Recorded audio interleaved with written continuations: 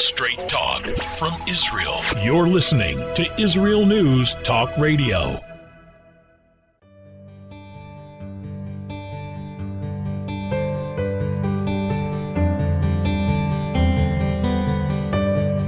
Hello and welcome to Soul Talk. This is Leora Mandel. I'll be joined with Rabbi David Aaron after the break. To what degree has your life turned out the way you expected? Now, I think all of us to a degree will say there's certain parts of my life that have turned out in the way I expected. Maybe the career that I'm in is what I expected. I always wanted to be a nurse from the time I was little, and here I am a nurse. I always thought I'd live in a certain place, and I'm living in that place. And I think all of us will have certain aspects of our life that will say, wow, there were a bunch of curveballs thrown at me. I can give you the list of things that were very unexpected, and sometimes there's good curveballs, and sometimes there's challenging curveballs, and life throws us things that we just weren't expecting. To some degree, I think we all have a certain script that we've written for ourselves in terms of what we do expect of our lives, where we're going to live, maybe what kind of job we're going to have, if we're going to get married, if we're going to have children, possibly how many, certain aspects of how we think our life is going to pan out. And I think as much as we know that Hashem has certain plans for us, Hashem has certain roles for us to play that maybe we didn't think we were choosing, some we do choose, some of the roles that Hashem has for us to play, He put a certain sense inside of us of I always wanted to heal people, and I always liked the idea of being a nurse, and therefore it was a passion that I pursued, and here I am, I'm a nurse. I always wanted to be a mother, and it doesn't surprise me that I have a large family because that's what I really wanted. This was a passion, a role I meant to play because God put within me this need and this desire to have a lot of children, and I was blessed with them.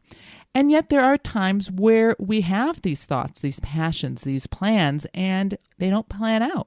Maybe I thought I'd have a large family and I'm struggling 10 years after marriage and I still haven't had my first child yet. Maybe I was in a very lucrative, successful career and all of a sudden I'm having major financial trouble and I never saw myself as a person struggling to pay my bills. Maybe I never anticipated an illness or having a special needs child and how that would totally change the whole trajectory of my family situation. And this is something I'm struggling to rework the role that I'm playing in. What is my role here as a mother, as a wife, as a nurturer? There's so many aspects of life that Hashem sometimes has plans for us. God has plans for us that we didn't necessarily anticipate. And I think we are very aware of when these situations come up for us, when we're thrown off. We're struggling. We're thinking, what is going on here? And so that is what I want to address with the Rabbi when we return is how do we handle life's curveballs, the unexpected, the off script, what we didn't anticipate when we sort of thought about how our life would pan out? How do we respond to that? When we return, Soul Talk, Rabbi David Aaron and Leora Mandel.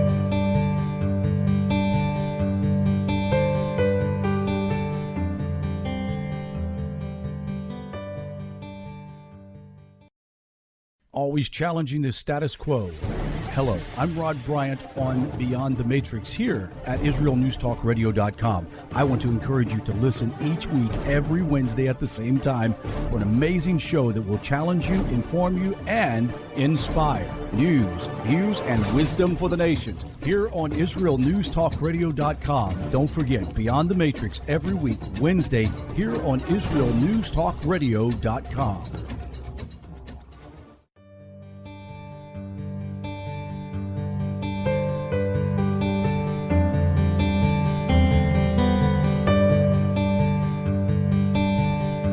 Welcome to Soul Talk. This is Leora Mandel with Rabbi David Aaron. Rabbi Aaron, whether we are conscious of it or not, I think that we all have what I guess I'd call a life script that we sort of have set out for ourselves. And sometimes it's more conscious in terms of expectations of what we hope will happen in our life. Like I hope I get married. I hope I'd have a certain kind of job, a certain kind of career, certain hopefully highlights of my life, how many children maybe I'll have. And sometimes I think it's not so conscious, but then we definitely become more conscious of it when, I guess what I'd say, life goes off script.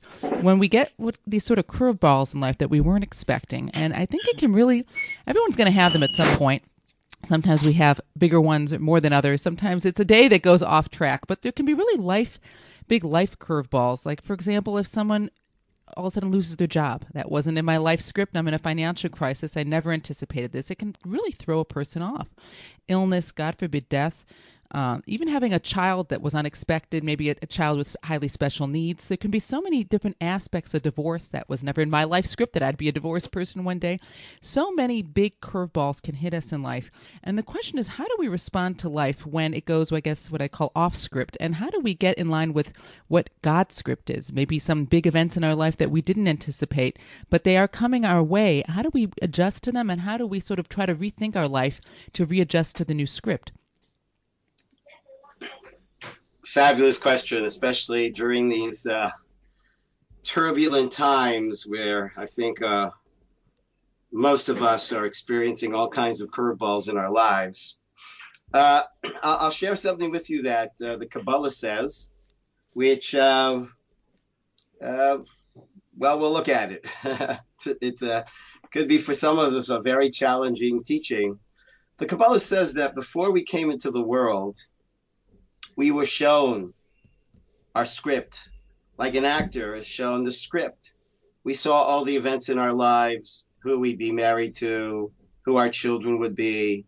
Literally everything in the script was shown to us. And we were asked, do you want to play this role? And we said yes. And then we come into this world and we forget we ever had this conversation at all. It's kind of like an actor who, imagine, actors play some really difficult roles. I mean, some tragic, painful roles. And these actors know what the script is. They've read over the script. They see the events. And not only do they want to, they actually competed to get that role.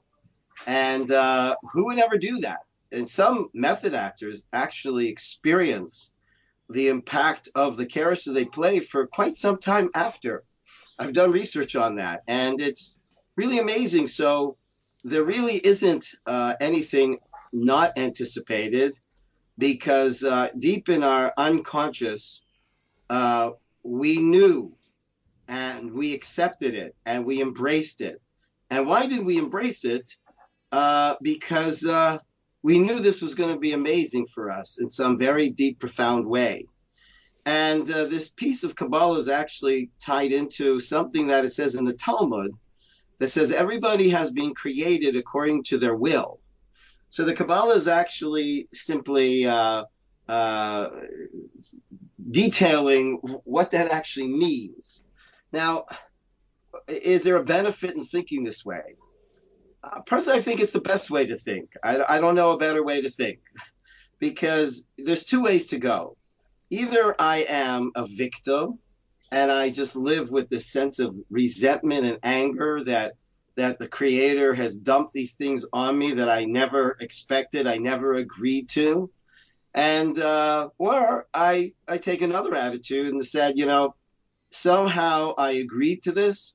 Somehow because I saw the whole script, I understood the power of transformation and the great treasures that I will benefit from these very difficult times.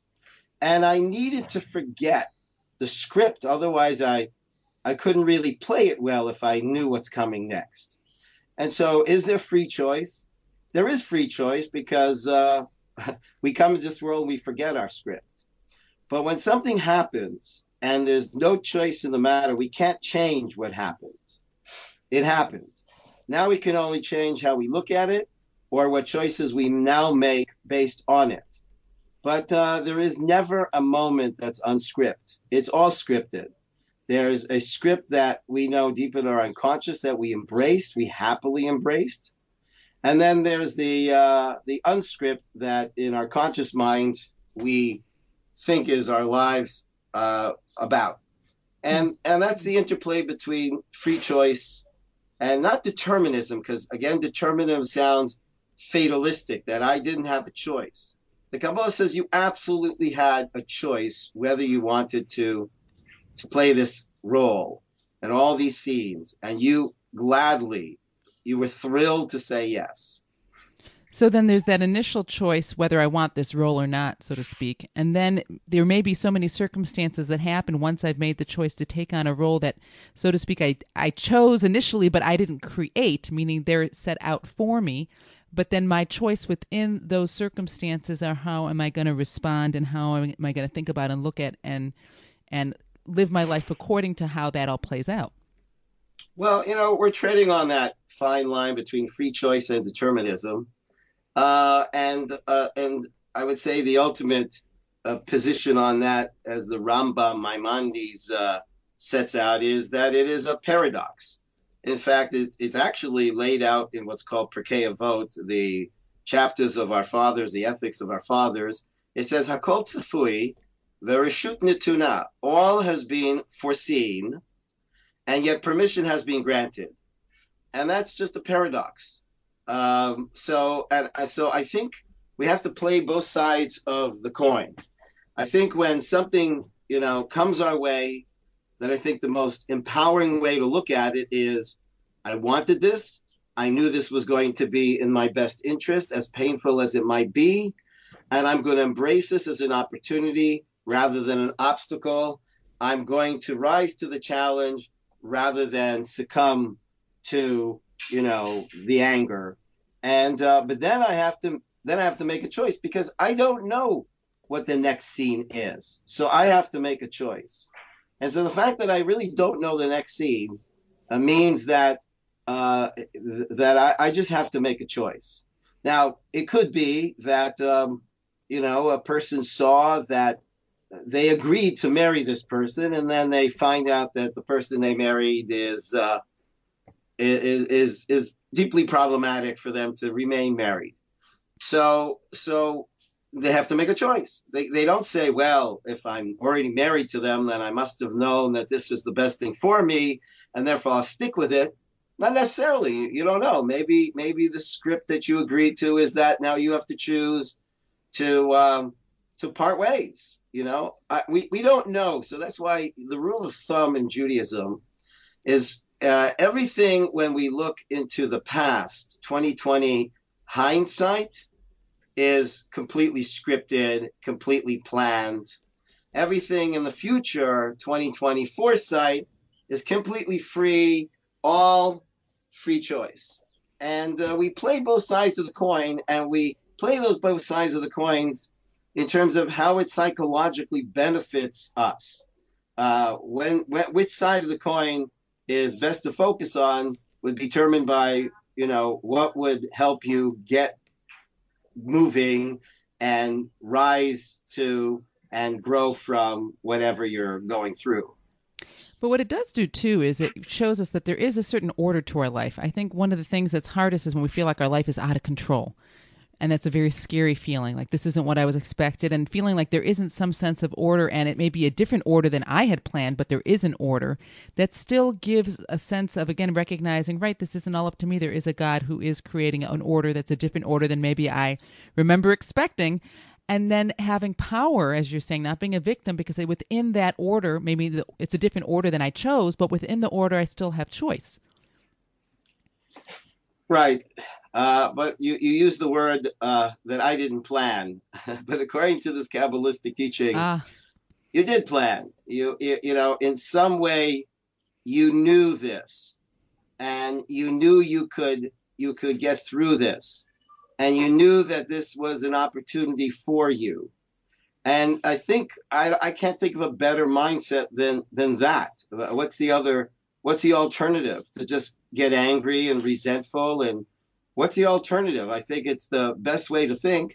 I also think it's true, because if the Kabbalah says it, then I accept it. But I think, just even from a practical point of view, I think it's important. I know this will be hard, and I'm not saying I'm great at this either. But I think when something comes our way, I think we have to say, I wanted this.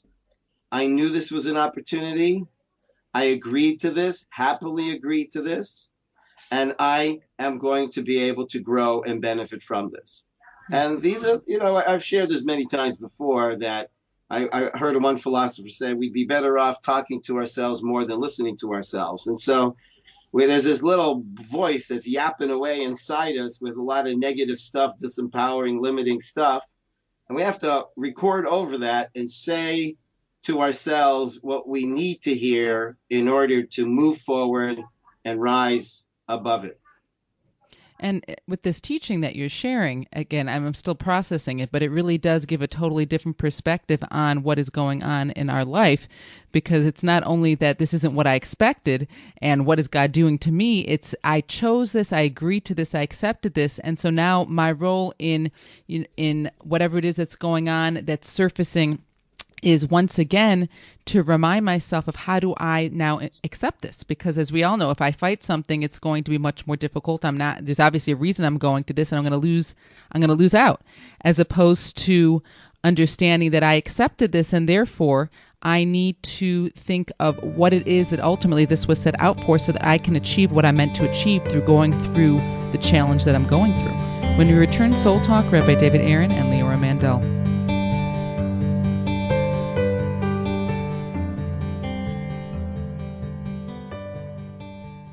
Shalom, everybody. Making a difference often takes just one moment and one person at a time. I am Orly Benny Davis, your show host on Israel News Talk Radios from Jerusalem with love. You'll be hearing people talking about politics, religion, social issues, and making a better tomorrow. Join me, Orly Benny Davis, for God and Country. From Jerusalem with love. Wednesdays on Israel News Talk Radio. Know some of the inner meanings of Psalms to help you connect with God and strengthen your soul. An exciting and easy to read book is now available, which will help you do just that. Software for the Soul, Psalms for Everyone, available on Kindle, Audible, and Amazon.com. Software for the Soul.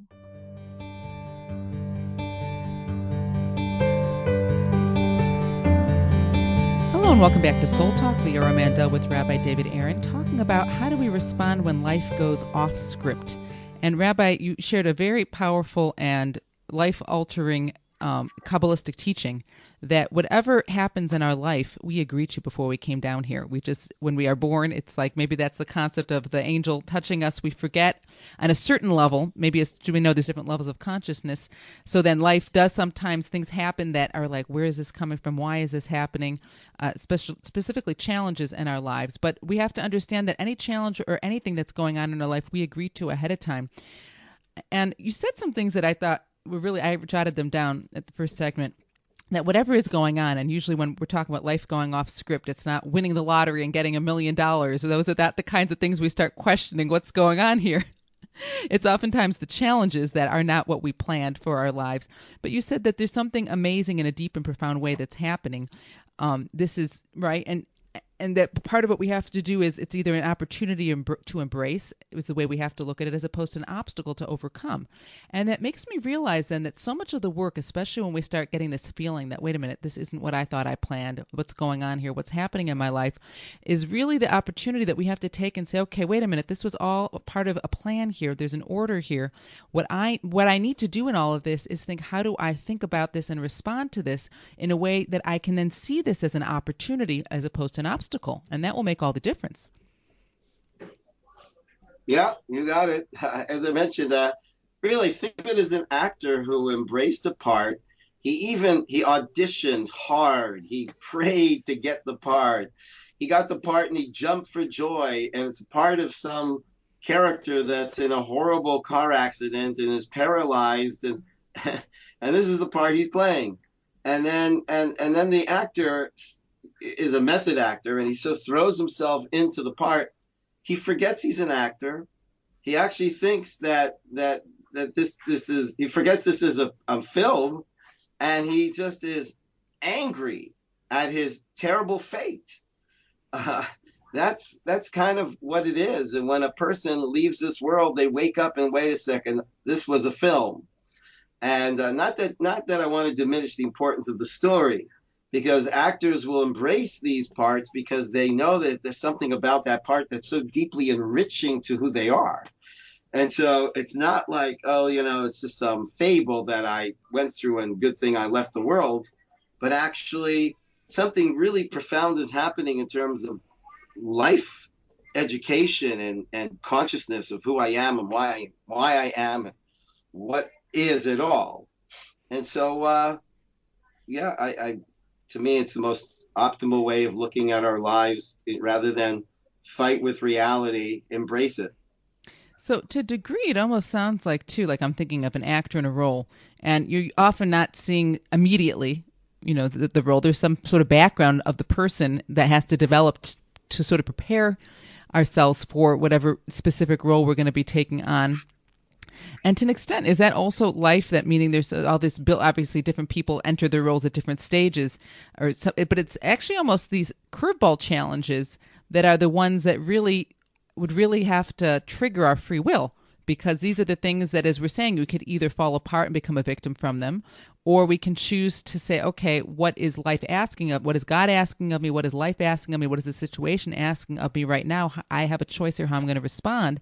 And it almost sounds like it's the things like that we can't control that actually we potentially have the most control of, because that's where free will really gets ignited, gives us an opportunity.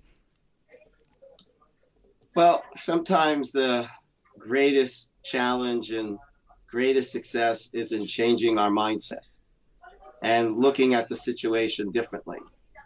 And maybe nothing's going to change but my attitude. And I think people underestimate what a phenomenal success that is, and really pat themselves on the back that they've been able to choose that attitude. Sometimes a person's greatest success will be that they stayed afloat and they didn't let, these huge waves take them down. And I think also it's important to understand from a Kabbalistic point of view that the success that each and everyone achieves is being shared by everyone, because there's a kind of like a collective, an unconscious collective, a collective unconscious bank. And when somebody is able to make a choice and weather their situation, or maybe even conquer their situation, that inner fortitude that they had built and set in place is now available to everybody, because we're all really connected. And so a person shouldn't feel, well, what good is it that I make good on what I'm going through, but it actually is being shared by all of us. Other people in the world going through similar challenges are going to have more strength and more capacity to face them because of their being tapped into this collective unconsciousness bank. And that is a very important point, because I think especially when we're going through a big life challenge, we often just sort of turn into ourselves. And it's like I've heard people say who are going through a crisis, you almost forget that there's other people around with their own lives, and people, it's like you're shocked to see there's kids playing in the park. There's people just having, small talk. How can they when such big things are going on in life?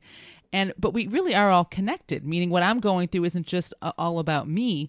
It really is connected to some bigger picture.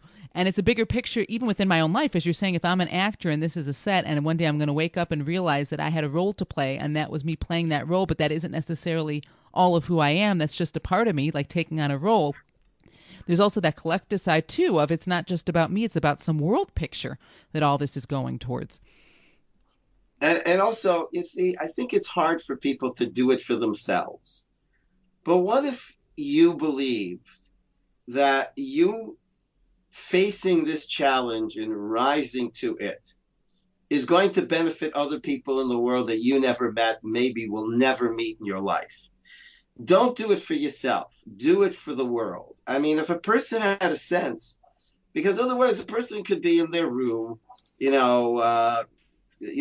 stuck in a wheelchair and going through terrible, terrible pain.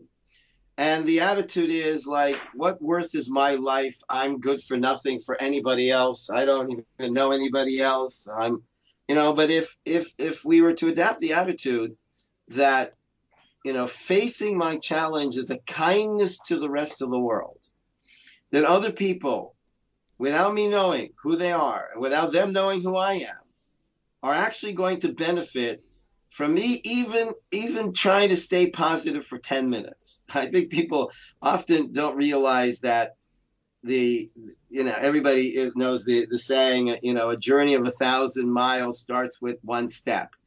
And it's always one step, one step, one step.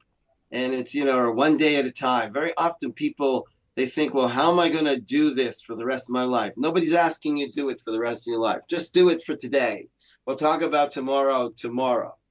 You know, in my room, my wife likes to put a lot of pictures of the kids, and so my wife put a picture of our daughter next to a picture of her when she was a little kid, and now my daughter is 38 years old, and there she is when she was 2 years old. And I said, how did that happen?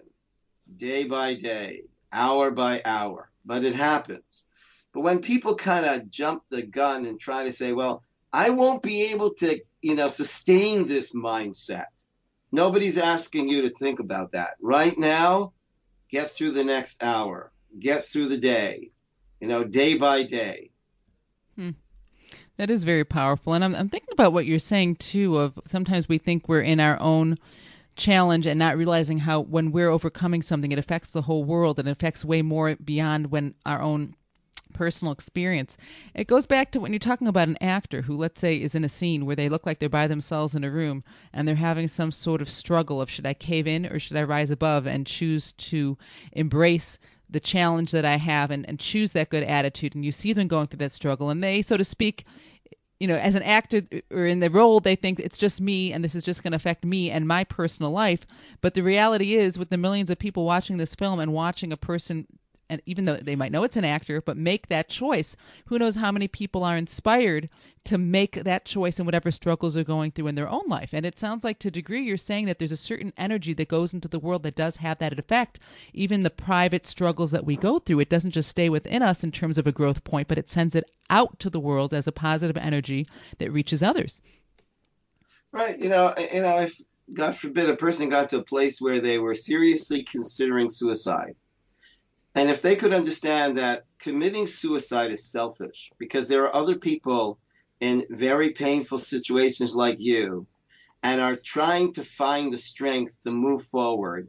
And if you make that choice to stay with it and keep in the game, that's going to help them. That's a very different thought because a lot of people, someone pointed out that when people are prescribed medication, so it's not so uncommon that people just don't bother to get it. But if their dog is prescribed with medication, they will for sure go get it. It's like what we'll do for others is so much greater than what we'll do for ourselves. And so when we start to think that this is just about me, and so I really don't care about me. And if we understand, no, it's not just about you. There is no such thing as you separate from us. We're all in this together, and everything moves. And every one of us that makes a positive mood has a ripple effect, that butterfly, idea, the flapping of the wings.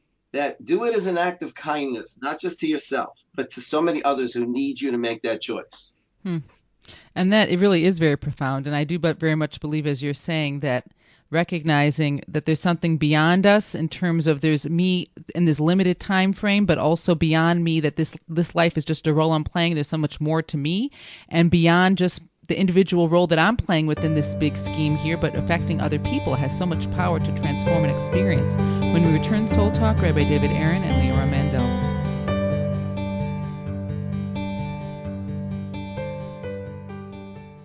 You're listening to Israel News Talk Radio. This is Shai Ben-Tekoa, and each week I'll be webcasting to you from Judea, origin of the word Jew, a people besieged and beleaguered in every generation.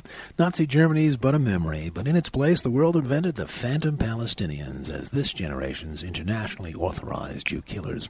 Tune in for a different slant on life in Israel, Phantom Nation, every Monday. Hi, I'm Rabbi David Aaron. The soul basics are the most profound, the most essential, and yet often the most neglected in our education. Join me for Soul Talk on Israel's News Talk Radio and discover the secrets to love, spiritual growth, and personal power.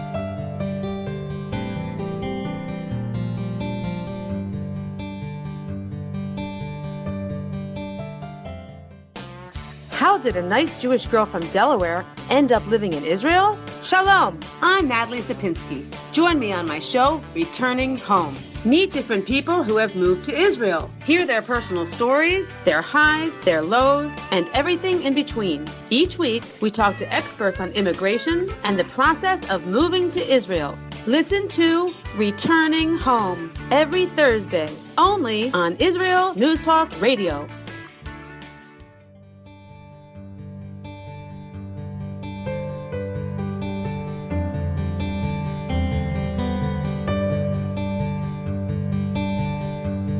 Welcome back to Soul Talk. Leora Mandel talking with Rabbi David Aaron.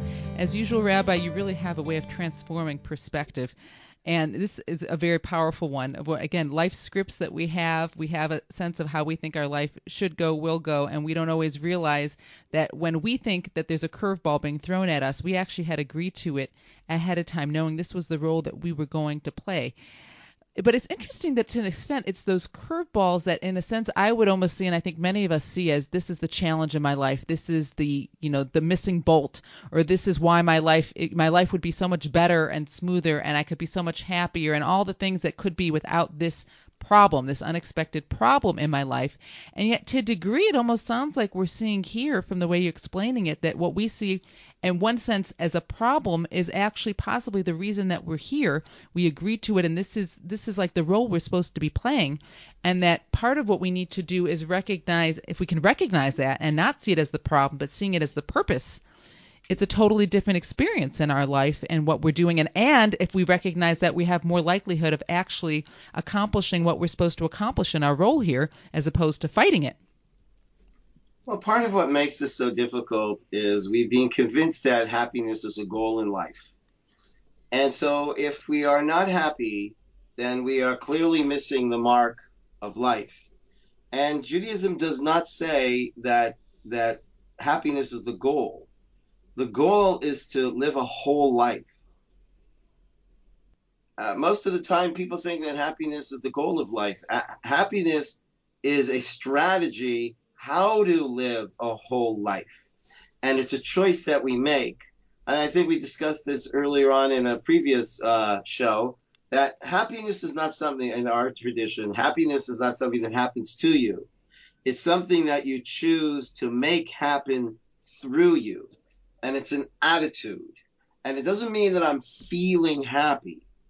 I intellectually know that this is good. This is an opportunity. I intellectually know that I can trust God, and God is always and only on my side. And that's a state of mind of happiness. Although right now somebody could be going through an operation and they're not feeling this is fun. And very often we confuse fun with happiness. And how much fun is life? A lot of life is not fun. But it can be happy if we understand happiness as a state of mind, which is choosing to see everything as an opportunity. In a sense, I feel like this is very empowering, because when happiness just happens to you, you have often very little control over how happy we can be. Whereas when happiness is an attitude and a state of mind, then what we're talking about here, even understanding the state of mind that I need to be in when I'm going through challenges, I can actually be quite happy during those challenges when I recognize that this is part of a role I'm playing.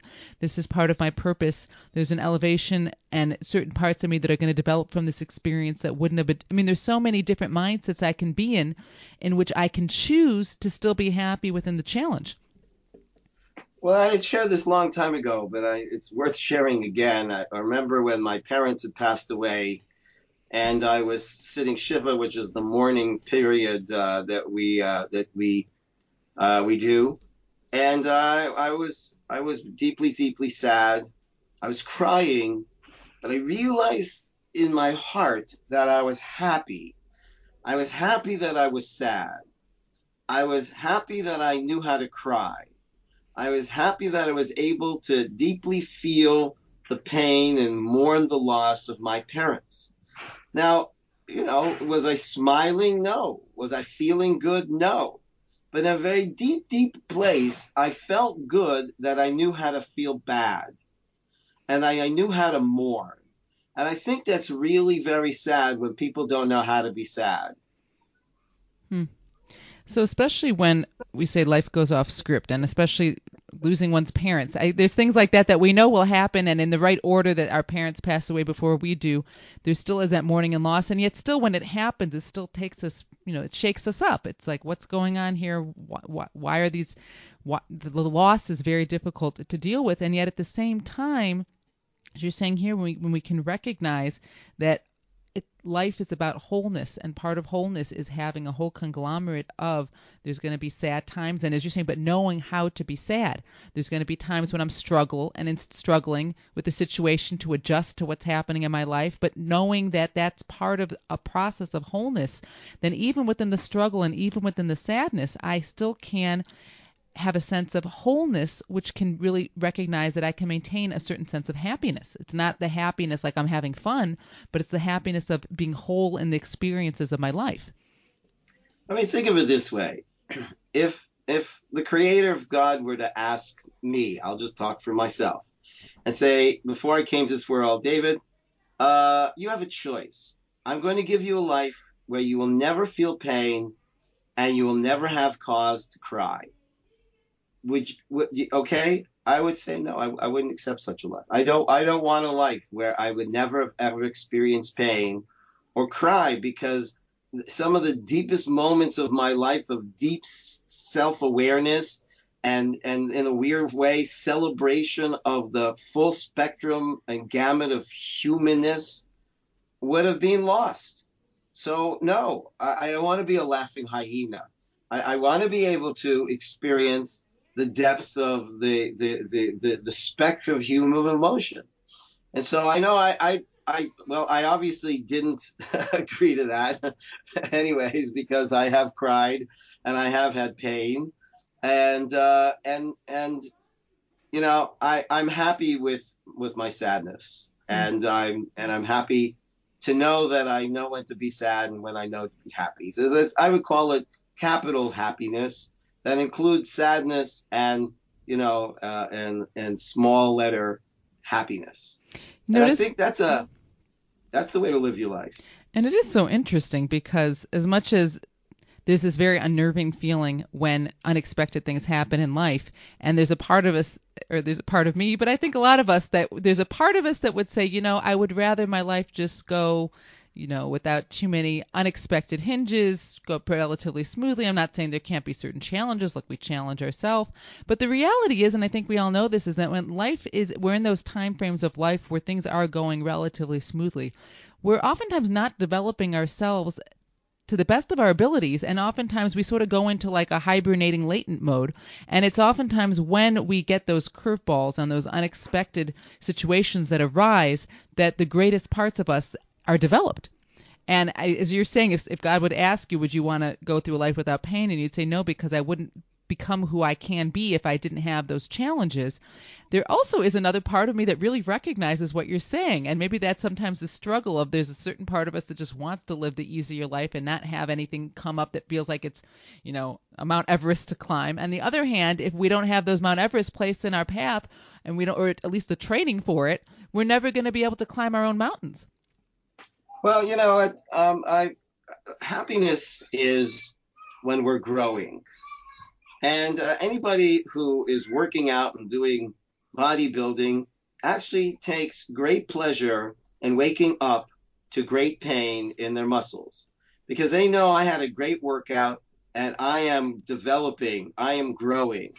And so I think when people have an understanding that the pain that we go through, just like muscles are built because there's little rips that are happening and being repaired, and that's how you build muscles, that's how you build spiritual muscles also. It's these little rips and these pains. And if a person has the attitude that I'm here to grow, then I don't think we should expect, and we should actually hope that there will be some pain in our lives. I mean, of course, nobody wants huge pain, but if it happens, then the Kabbalah says we said yes, and we knew it was an opportunity. And in a sense, when earlier on you said we have our individual circumstances that we have to recognize it's not just the choices I make of how to respond to the situation doesn't just affect me, but it has an outward effect on the world around me, I'm thinking there's also, look, what we're going on through now with the world order is being changed through Corona, how quickly so much has changed in the world at large, and each of our own personal lives have been affected in some way. And in a sense, then this is really God saying here is that this is all part of a preordained order. It's part of the challenges that the world's going through, but each individual is going through. Is what we're saying here is it's growing pains. Maybe that's a way to think about it too. Sometimes when we're growing, which is a good thing, we want a child to grow, but sometimes it could feel like it hurts a little bit. But if I just think, oh, this hurts, I don't want this, as opposed to this is a good sign, muscles are stretching, this is the growing pains of a good workout. And everything's about, as you're saying, attitude. Part of the idea, if we're going to grow, it depends on the attitude that we have. So this is why I think this conversation here and these insights that you're sharing are so important, because it really emphasizes the power of recognizing that the choices we make have so much to do with the attitude that we choose in a situation, to what degree we're going to grow through the situation versus feel like we're just being weighed down by it. Yeah, it is the ultimate choice is attitude. It makes or breaks our lives, the attitude that we take. And we should never underestimate how challenging it is, and yet how life-changing it is to work on the attitude. And so it's really what I believe about life, what I believe about myself, what I believe about why I'm here, what I believe about people. The biggest work we need to do is to work on what is it that we believe is actually happening.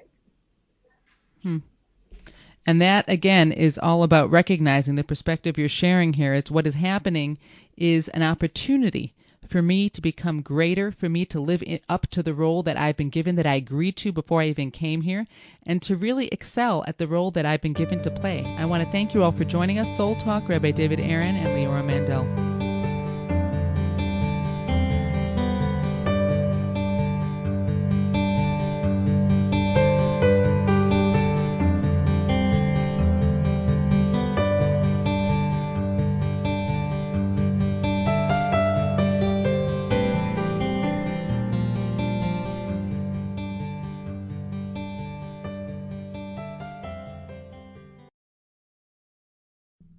Israel News Talk Radio's chat room. Just click the orange button at the top of the IsraelNewsTalkRadio.home page, log in as yourself or an anonymous guest, and join in on the fun. You'll meet other listeners from all over the world who listen to Israel News Talk Radio, and you can make new friends. Israel News Talk Radio's chat room. It's the closest you can get to being in the studio with us. We love listening to Israel News Talk Radio. Where can you get the inside news on Israel? At Israel News Talk Radio, we're dedicated to sharing Israel's inside story with the world by providing our listeners with news on Israeli politics, current affairs, and Israeli Jewish culture. The Israel News Talk Radio homepage also provides you, the listener, with useful information at your fingertips, with scrolling news headlines, weather, currency exchange, Shabbat candlelighting times, and so much more. Our radio programming is always accessible and on demand. We operate absolutely free of charge for everyone, everywhere. If you love what we do, partner with us now by becoming an Israel News Talk Radio supporter. With your support, you'll be inscribed on our Israel News Talk Radio Wall of Fame. There's nothing like us in the world. Be part of something great. Israel News Talk Radio. Straight talk from Israel. If you love Israel News Talk Radio, then you'll love our Facebook page. We keep you up to date on what's happening in Israel, plus little surprise treasures that we don't share on the radio. Go now to follow us on Facebook. Just look for the Israel News Talk Radio Facebook page, and don't forget to subscribe and follow us by clicking on the like button. We post great stuff there that you'll want to share. Israel News Talk Radio on Facebook and Israel News Radio on Twitter. News, opinion, and more. You're listening to Israel News Talk Radio.